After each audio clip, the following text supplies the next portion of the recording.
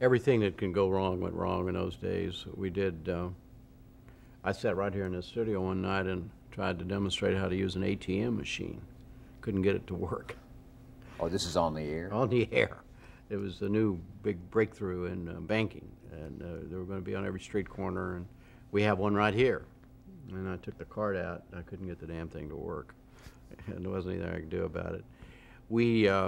MacNeil had all kinds of things happen. He was doing a thing on tomatoes once, and we were showing good tomatoes versus bad tomatoes. And we had the world's #1 expert on tomatoes, and she cut into the really bad tomato to demonstrate how awful it was. She took a bite of it, and she said, "Uh-oh, this is not so bad after all." Blew the whole deal, just blew the whole thing.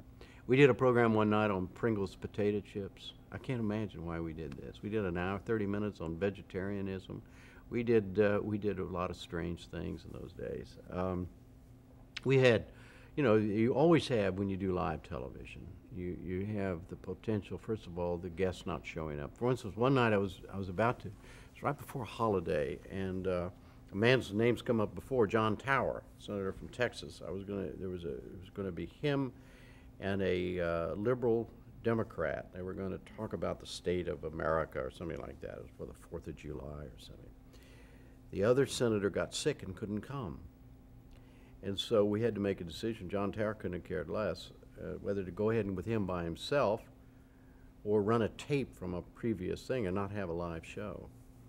And so I said, because I'd known him, because I'd covered politics in Texas and all that, I said, well, can you keep this thing, oh, let's do it. So, I didn't ever say anything. I said, let's do it. So we did. It was a very long 30 minutes because he was trying to be careful to help me out, not to be too partisan. And every time he'd go to the line, I would push him back. Oh, it was excruciating.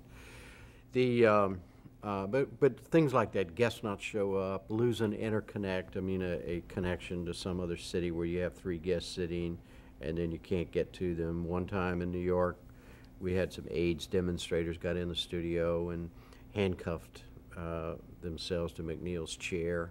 What are you doing back here? Oh, I'm trying to run a discussion, and now they tell me in my ear there's been a disturbance in the New York studio, and I just keep talking. And then finally, when we finally get it back, I just didn't know what had happened, and they said, well, you can go back to Robin now. And I started to go back to Robin. I said, Robin, first tell us what happened. So he then told the story. And but there are all kinds of things that we've had guests freeze. Television is just finally just too much. And they thought they could do it, and our people thought they could do it, and then boom, they're asked a question, and nothing happens. And if you go through the list of things that can happen, they've all happened for us. Been on the air a long time.